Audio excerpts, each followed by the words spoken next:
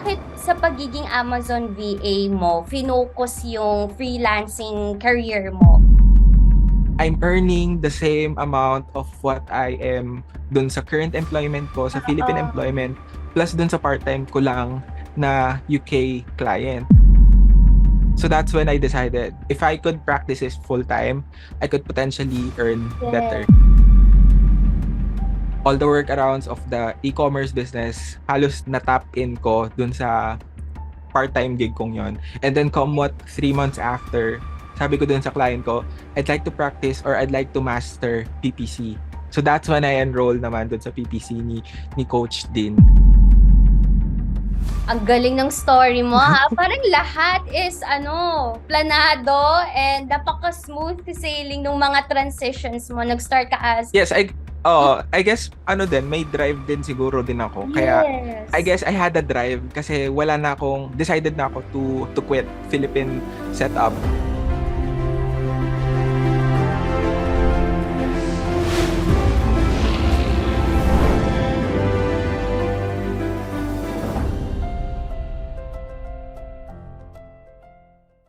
Yeah, hello guys. So I am still a practicing civil engineer.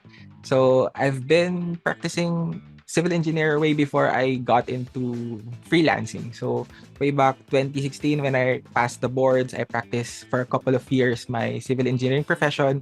And then come what pandemic, I got to experience also the effects of having employment in terms of the pandemic setup. So I got the chance to broaden my network, I guess.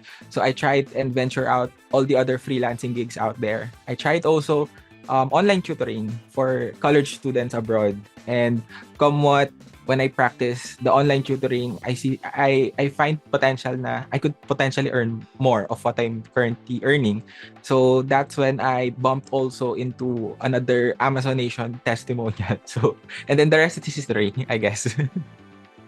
Pareho tayo ng mga kwento pati nila Nikki V. Nag-start sa freelancing as a tutor, online tutor, hanggang sa nakita yung opportunity as an Amazon VA stumbling upon, di ba, mga interviews and Amazonation, mga success stories. Yes. Yes. Okay. So you mentioned that you are already working in a company as a civil engineer, tama? Yes, pero more of na lang siya, consultancy. And majority of my time, I still practice do both. So this is a good thing also that where I can position myself na I could still practice what I love prior, let's say, nung college or the interest I go for nung college ako. So I still got to practice my civil engineering profession, and then at the same time, you know, the the the equally important or the equally how do you say this, I got to have an interest also for freelancing. So yeah, both best of both worlds, I guess. Yeah, I agree. Best of both worlds, sorry, nabubulol ako. If lahat ng mga interest mo ay ginagawa mo, because if you love what you're doing, it doesn't feel like a job, di ba? Yes, Okay, yan. absolutely. So, you have a lot of side hustles, marami kang freelancing gigs. Bakit ang dami mong gustong pasukan na freelancing gigs? Hindi ba enough yung sweldo mo as a civil engineer? Well, truth be told, if you heard of someone that is known for, let's say, uy, si engineer, parang ang connotation sa amin or stigma sa amin is malaki sweldo, mayaman, maraming gigs. So, I guess it's true at some point for other of same profession of other people of the same profession. Pero I guess I'm on the majority of those people that are earning just fine. So when I practiced my civil engineering profession way back then, I could still, I guess I'm earning decent, pero hindi siya to the point that I could sustain, let's say, a family of or I guess the family that I'm about to build in the next coming future. So pang binata, I guess pwede siya, pero if you're sustaining about a family of, let's say, 4 or 5, I guess it's not sufficient. So that's why buti na lang nakatiso din ako ng swerte in terms of how could I potentially broaden my skill sets, my, I wouldn't hindi ko din ma-imagine na I'll be doing this, na I got to share my own testimony here, that napanood ko lang din siya dati. So 3 years ago, I was bumped into a testimonial from a success story also from a previous co-freelancer then. So yeah, I mean, it's a fulfilling one. Testimony from a co-freelancer. So you know someone na student in Amazon Nation na nag-testimony? I watched Coach Janet's, where siya din yung naging coach ko nung Elite. So, Okay. good thing then. So, I got to watch her testimony na she's from BPO, she's working, she was working from a bank. Tapos, and then the way she got to narrate her stories, it inspired me na there are a lot of opportunities out there. So we're not just stuck in a box na we got to work with the comfort zone na kung saan lang tayo comfortable. And then there's a broader world out there, I guess. Yun yung natutunan ko dun sa testimony na napanood ko kay Coach Janet. And then luckily when I enrolled, yung pinambayad ko dun sa enroll is kinita ko lang din siya from the online tutor that I did. Okay. So it's a blessing in disguise. Parang sabi ko na lang, kinita ko na lang siya of my own skill sets. Maybe try to invest more of what I could potentially learn. Hindi siya sugal na, let's say magbabayad ako pikit mata of this amount, and then kasi merong purchase na you're buying material things, 'di ba? So Yes. there's still a fulfillment on your end, pero iba din talaga kasi if you're investing for yourself. So that's what I felt nung panahong yun. And then luckily I got to avail the elite program. So yung may one-on-one coaching, and then landed Coach Janet. I landed by the Coach Janet's mentorship. So yeah, I guess it's a blessing in disguise also that I got to watch her testimony and then ended up being mentored by her also. Ang galing, nag-align lahat ng mga stars. Yes. Pinapanood mo lang siya, and then luckily napunta ka sa class niya under her mentorship. Yes. So finally, naging student in Amazon Nation in ASVA. Anong batch ka? I was batch 15, if I can remember. Yeah, batch 15. I could remember. I could still remember it.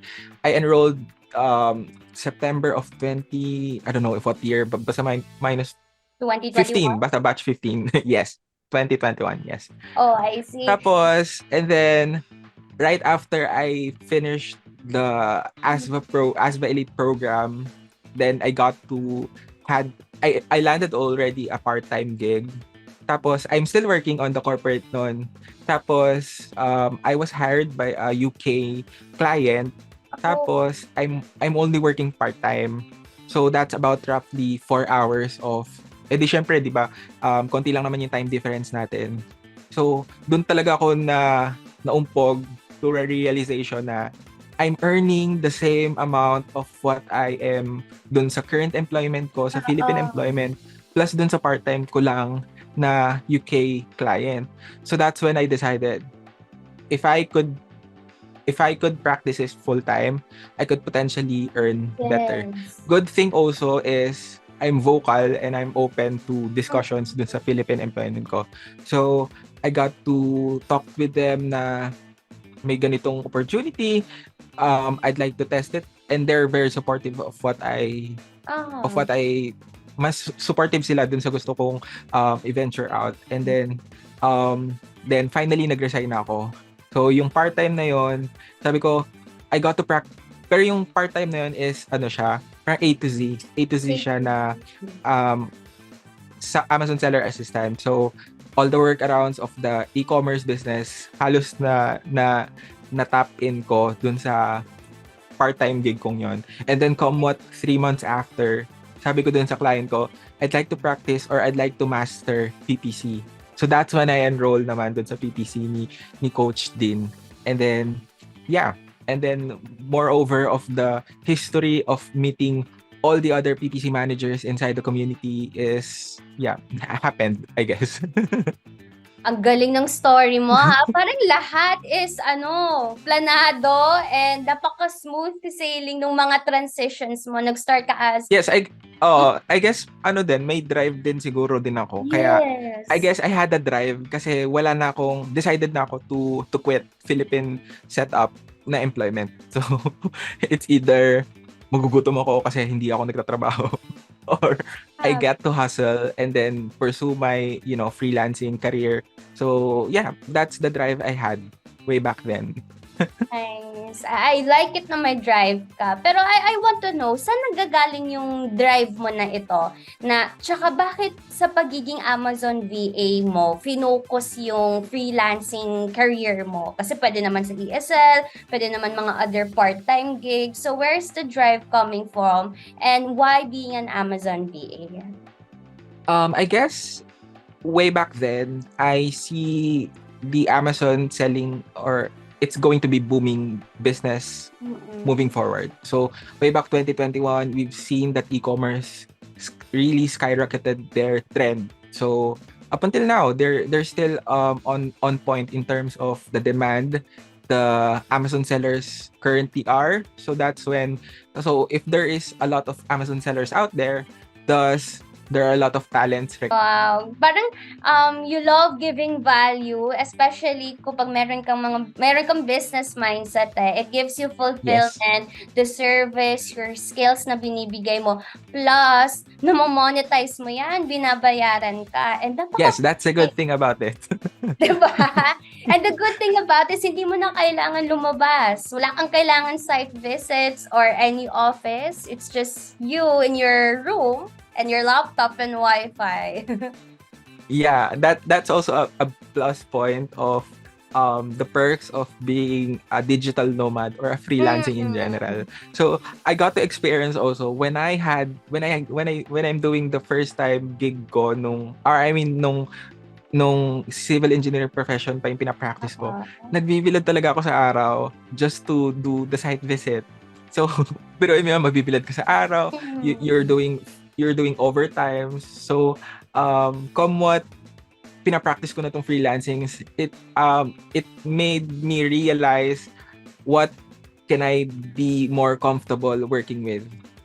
Siyempre, it's not going to be full-time work, pero kasi pag mahal mo or pag gusto mo yung ginagawa mo, it's not going to be feel like you're feeling like it's not work. So, you're just doing what you love, I guess. So, yun. Yes, doing what you love, and good thing that you pointed out na dapat alam mo what kind of work that is Yes. comfortable for you, what suits you. Kasi ang hirap Yes. naman bumangon sa umaga, 'di ba, na okay naman yung sweldo mo pero hindi mo naman gusto yung ginagawa mo, 'di ba? It should be like a win-win. Yes. Yes, and happy for you na nahanap mo ang the one career path that is suitable from what you like and what you love doing as well. Yes. So, Yes. nung nag-Amazon Seller VA Masterclass ka, nagkaroon ka na ng client before ka pa mag-FPPCM or dumiretso ka sa FPPCM? Um, it's a two way back then, it's a 2 month full course nung one-on-one Oo. coaching namin with Coach Janet. So right before I graduated dun sa masterclass, I had already my client. I landed already a client. So good thing na bago man lang ako mawala ng one-on-one access kay Coach Janet, I got to land a client para at least I could tap in. Oy, Coach, this is what I'm experiencing. Could you help me? And that's Oo. a good thing about having a community of a potential talents out there. There are willingly and they're willingly helpful of whatever needs the students may have or the other freelancers they may Mm. have experiencing. So that's a good thing of having a community like this na they're Yeah. willing to help, they're willing to extend their parang wala nga sa kanilang parang they're not looking in return for what you could what could they help. So they're just willingly helping, I guess. Thank you so much. Hearing this, 'di ba, testimony from you, what you like about the community, the course as well, talagang nagbigay ng bunga sa iyo. Like, look at you now, you're an Amazon VA, you're in PPC, and you loving what you do, and okay, I'm sure yung earnings mo. But I wanna check from someone who is a civil engineer, who has analytical perspective of things, how was the module for you? Was it like may mga times ba na paulit-ulit yung mga discussions? May mga times ba na hindi mo nagustuhan yung mga iba? Just wanna see your honest opinion about the modules naman itself. How was it for Okay, you, for someone na walang experience pa sa e-commerce? Kumot yung Amazon masterclass, they planned it out for everyone to easily understand or to easily navigate things. Although at first, may familiarization at first, what does this all about? How does this work? Paano yung magiging navigational in terms of accessing the account? So they planned it out na module by module, you got to learn or you got to how do you say this? Maho-hone mo yung skill sets of how does this actually works. So in terms of the PPC, the FPPCM modules or the course itself, it's informational. All the other abroad courses or international courses, suppose that I could be let's say I could be availing one which costs tons of money. It's jam-packed in the Philippine version at I guess of how does the PPC works. So all the course or all the modules inside the FPPCM course is so informational that you wouldn't need any other foreign courses out there. So all are planned out, all are explained very well, and by all means, if you've come or experienced any roadblock, the community is willingly and welcomely they could extend their help in terms of kung hindi ka ba naintindihan, you could just tap into their brains, and they're just willingly to help. And the good thing about having the community inside the FPPCM is that we kind of the coaches inside are practicing also that even though we are just students, we got to owe up to our accountability of how do we handle things. So it's not as if tuturuan kita, pero we practice inside. If you know it now, maybe you could teach it to some other students out there that are needing the help. So all the other batches prior me, dun lang din ako natuto. And come what now, I got to teach all the other newer batches. So Nice. the good thing about inside the FPPCM community is that we kind of hold some, let's say, study buddy sessions or masterminds na it's beyond the course they paid na naka-module. So it's a weekly or let's say it's a regularly meetings na you could just come in and then maybe try to play with your brains in terms of how could you troubleshoot or work around with the cases or with the experiences that you have with your client. Kung may client or wala, they're just welcoming. And hindi naman porket, let's say for example, I'm already a seasoned PPC manager. It's not as if hindi na naglalabas ng bagong features si Amazon. So it's an everyday learning, and even though we know for a fact alam na namin yung workarounds or in and outs ng Amazon, it's not as if hindi na siya maglalabas ng bagong feature or hindi na kami makakaranas ng bagong problema. So, good thing about having the community inside is, they're willingly helpful of one another, I guess. It's parang it's the culture of the community. Yes. Dati ikaw, pumasok ka, newbie in FPPCM, may mga higher batches din na tumutulong sa'yo if you have any questions. Now, ikaw naman na yung nasa higher batch, ikaw naman ang tumutulong sa mga newcomers. And I think that when you are teaching, mas doble yung mastery. Mas lalong nag-grasp mo yung learnings. Especially, di ba, may mga formulas, may mga theories ang PPC, tama ba? Yes, it's also a good practice na, I don't know if it's just me or my personal, how do you say this, comprehension, na if you're continuously teaching a lesson to anybody, mas ma-master mo siya eh. Unlike yung i-memorize ko lang siya, let's say, I got to memorize this formula, I got to memorize this one, and then simply that, you're going to just implement it. And over time, subconsciously, pag alam mo na siya kasi tinuturo mo siya palagi, uy, alam ko naman pala to all along. So, that's a good thing about it. Na it's also paying it forward for Yeah, those na nauna sa amin na they got to share their talent. So might as well do the same thing for the newer batch. So tama. that's it. Correct. Na double pa yung mastery mo, nakatulong ka pa. Yes. Exactly. What's your advice naman, Dennis, sa mga, let's say, mag-e-enroll na sa FPPCM, tapos newbie, wala pang alam, ano yung mga bagay na kailangan nilang paghandaan? Kailangan ba magaling sa math? Kailangan bang magaling sa ganito, ganyan? May ganito bang mahirap? What's your advice for them?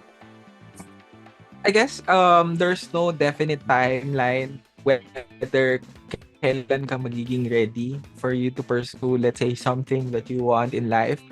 It's as if maybe do it scared. If you're not going to be ready now, maybe do it scared. So it's going to be ano lang naman yun eh. Kung nag-try ka and then you fail, at least you try. And then Right. if by all means nag-try ka at first and then nag-succeed, maybe you could practice it more, or maybe you could try another hobby or skill set that you have. So in terms of my advice, I guess hindi it's your personal desire, or how do you want this, or how do you want this to materialize or to happen. So it's about the mindset of how could I land this, or how could I improve myself in terms of what I have. It's not, hindi masamang hindi mo muna siya alam ngayon. So over time, you learn it moving forward. Hindi din naman kami nag-apply on our first interview na alam na namin lahat. We just took a leap of faith na maybe this client would take a chance on us. That's all we have. Plus the skill sets that we know from the course itself. So that's yun lang yung bala namin nun. And I guess lakas ng loob. Syempre over time, you'll be attending multiple interviews. Syempre may interview kang syempre sasablay, pero you got to learn from it na Yes. I did this nung first interview. Maybe that's why hindi ako natanggap. And then the next interview, you got to improve yourself. So yeah, that's keep showing up, I guess. That's my advice to everyone. Na even though that you may not know all them yet, but you know, if you keep on showing up, you'll subconsciously, ay, alam ko naman pala to, and ang inaantay lang naman pala is my mindset to be fully ready on taking or at least applying.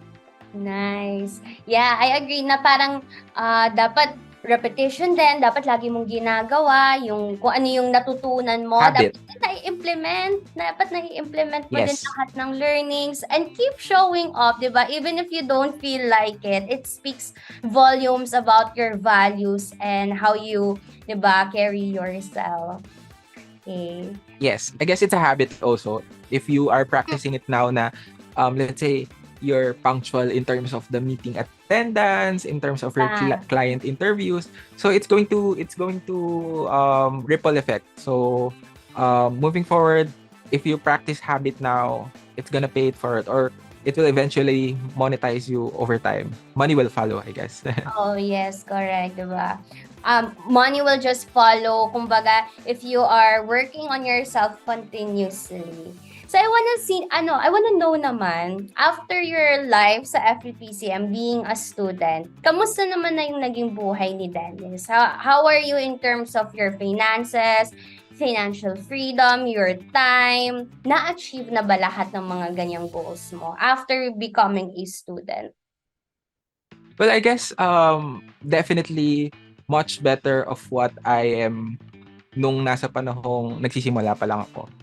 Right about now, I could safely say I could work anywhere I want, basta may internet lang. So the most bizarre I got to experience, the most bizarre I got to experience is nagtrabaho ako sa Batanes for 13 days for my leisure travel. Well, while working. So, and that's the most fulfilling one. I got to spend it with my family during weekdays. Hindi na ako mamumroblema on how aabot ba ako sa clock in ko dun sa office ko kasi I don't know, I should consider traffic, I should consider peak hours. So that's when I realized malayo na ako from how I usually begin with in terms of not experiencing freelancing. In terms of finances, definitely it's much 'di ba sabi nga nila kung nung dati nabuhay nga ako ng ganito lang yung sinusweldo ko, how much more now, parang mas nahihirapan ako mag-isip how could I spend this much of what I'm usually earning. So that parang ganun na ngayon, parang syempre you're upgrading your lifestyle, you're upgrading how could you improve your, let's say, your skill sets, maybe upgrade your workstation, I guess. So yeah, both financial freedom and I guess the time freedom that I have now in terms of the work setup I have, that I could say I've I've gone far from how how I began this journey, I guess. Wow, congratulations, Dennis. You know what? Listening to your success, your stories, diba, how your life changed, in my mind, nai-imagine ko how ka nag-vacation sa, tawag dito, sa Batanes, diba, as a digital nomad, tapos kapag meron kang kailangang bilhin, di mo na masyado iniisip yung how much yung prices, kailangan syempre nag-a-upgrade kasi nag-a-upgrade ang sweldo natin. And happy, no? Dati nanonood ka lang ng testimonies na ngayon ikaw na ang aming guest. But if you're going to compare your salary before working in a corporate versus now, gaano kalaki yung difference? I guess just to give you a ballpark, from the usual earning that I get prior doing freelancing, I could safely say I'm earning now 6 times of how I usually earned before then. So, and come to think of it, it's an engineering job pa, no? So there's really a full potential and a world out there that could deliver us better, better monetary in terms of the income or the compensation that we could get. Oy, sa mga civil engineers dyan or mga engineers dyan, i-times 6 nyo yung sweldo nyo. Yun ang sweldo ni Dennis as a freelancer or an Amazon PPC VA. So my last question to you, Dennis, before I let you go, and bago mo sagutin, I would also like to thank you for gracing us with your presence. But kung meron kang ultimate advice, especially sa mga nag-work sa corporate or who wants to transition fully sa pagiging freelancer, pero meron pa ring mga self-doubt sa sides nila, anong mapapayo mo sa kanila?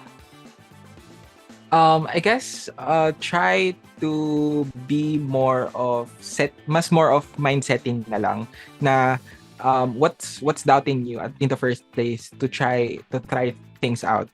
Dumaan din naman ako sa ganong phase na I could practice what I'm parang pa-practicein ko na lang ba kung saan yung comfort zone ko, or I'll try other path of like what other co-freelancers did. So that's my mindsetting ako na take a leap of faith, I guess, and it's not going to be for all na this is my story, this is just my, I guess, isolated story, and maybe it will not be applicable to you or to, let's say, other co-freelancers out there. Maybe I'm earning this much, maybe some other freelancers are earning way better than me. So we all have different stories, we all have different timelines. I guess like what I've said earlier, if we could just practice habit of, let's say, showing up, let's say, keep practicing what you're doing now. Do not I guess, wag pang hinaan ng loob in terms of, na-reject ako kanina so that doesn't mean na hindi na ako mag-a-apply ulit. So, kumain din ako ng maraming rejections way before I got to land my first client. So, kung pinanghinaan ako ng loob noon, probably bumalik na lang din ako sa corporate dati, di ba? So, since I got to overcome my mindset that I should be fulfilling my drive to at least pursue what I want, that's what I did. I keep showing up, I keep attending interviews, I kept on applying, and then probably the one is just waiting for you to accept their call. that would be my advice. Just keep on showing up, I guess.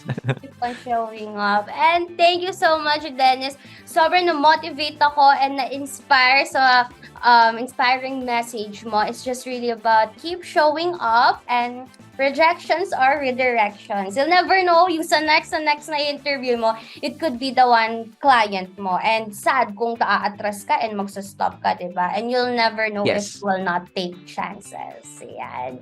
So, for those of you guys who are watching right now, thank you so much and see you next time in our ASBA FPPCM success stories. Goodbye!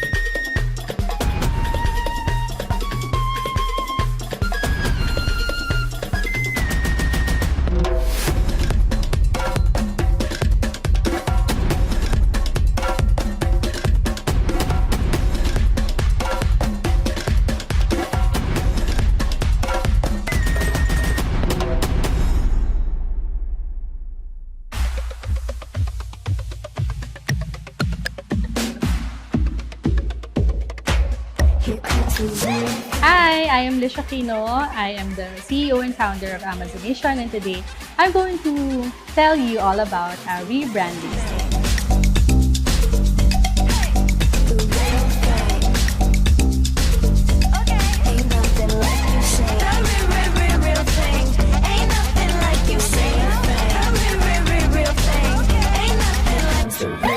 Monotonous repetition means is that you're going to do the same thing every day until you get your result. It's a big deal. This thing's for real. If you want your story to be interesting, parang mas gugustuhin mo gumawa ng story na hindi boring and you're just in your comfort zone, but you'll go for adventure and challenges. Here comes the real thing. Tuloy-tuloy lang po. Meron po talaga tayong gawan. Huwag po kayong mag-stop, never give up. Magkakaroon po kayo niyan. The real thing. Ain't nothing like you sing. The real thing. Ain't nothing like you sing. Inaral ko ulit po siya. Ngayon, sa wakas, nagka-sales na siya. So, nagdodoble, triple, ganun po. Say wow. Too legit. I can't quit. I'm a believer na everything happens for a reason. Napunta ako sa isang webinar ni Coach Lish at doon ako nakapagsabi sa sarili ko na gusto ko tong gawin. Maging Amazon seller VA. Here comes the real thing. Here comes the real thing. The real thing. Ain't nothing like you sing. The real thing. Ain't nothing like. Here comes the real thing.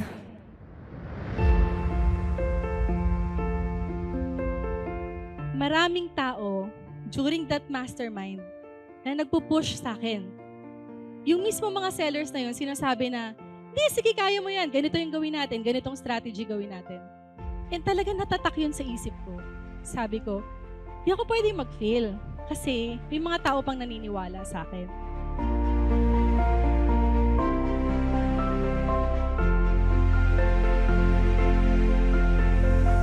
Gusto ko i-share din yon. So, bumuo ako ng community. And 5 years ago, true enough, na-build ang Amazonation because of that inspiration. Alam ko, marami sa inyo sinasabi, si Coach Lish. Pero totoo niyan, yung mga nag-inspire sa akin, ako, nang-inspire ako sa mga coaches, yung mga coaches na-inspire sa inyo, and kayo, tinutulungan nyo ngayon yung community.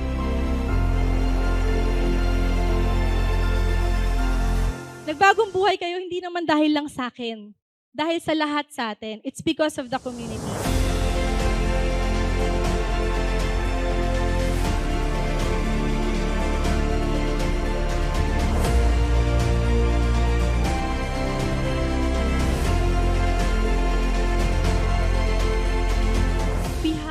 lot of courses out there.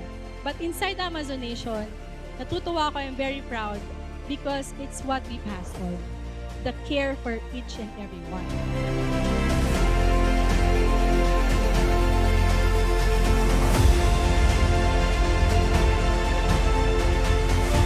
Because of what we build in Amazon Nation, ang dami-daming nagbagong buhay.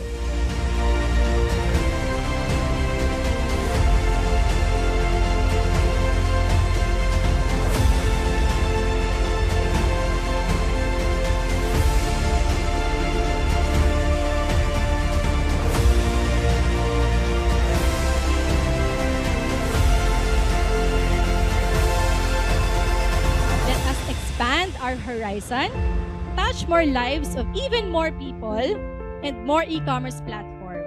Let's celebrate the birth of Amaze Nation. Here's to life-changing learning and extraordinary living.